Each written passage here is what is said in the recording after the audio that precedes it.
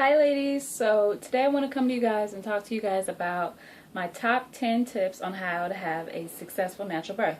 If you follow me on Instagram, then you know that I had a daughter recently. She's 2 months old right now, and a lot of you guys wanted to know what were some of the things that helped me out during my labor, during my birth, what helped me out, and how I was able to have a successful natural birth. So I compiled a list of 10 things that I feel like will really help you, because they help me. Now I know every birth and labor and woman is different, but I feel like these really help, so I'm just going to share them with you guys. Okay, number one was to have a plan. I had a plan from the beginning of my pregnancy that I wanted to have a natural birth. It was my plan from the jump. I knew that that was the best thing for me. I knew it was the best thing for my child, and that's what I wanted to do. So I had that plan. I, would watch like YouTube videos and watch other women have, successful natural births. And I would, just write some of the things that I took from those videos or whatever. I would write that in my notes, and I compiled that and made a plan, and I love that I had that plan because it really helped me out. It helped me to stay focused during my pregnancy. So yes, I had a plan.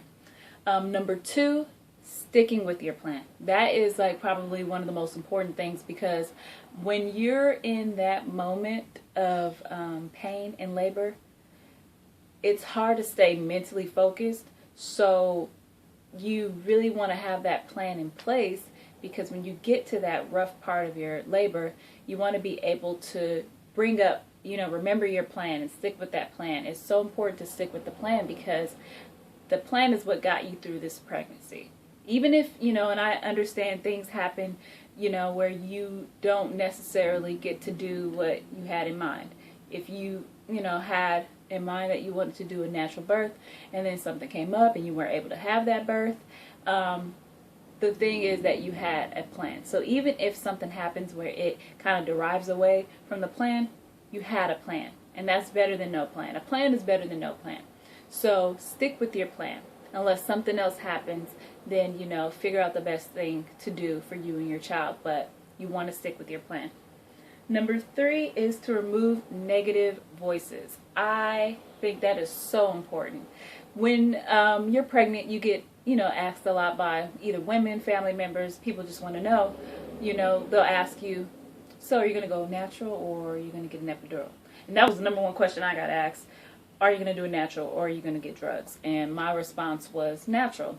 And some of the response that I got back was, girl, you doing that natural? They don't do that anymore. Or it's going to hurt, you're going to change your mind. Or just things like that. There was no support for going natural.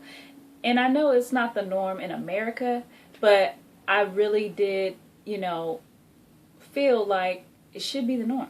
I don't understand why it's, why it's such a big deal. I don't even know why it's a question. You give birth naturally. That's just what you do. That's how I saw it.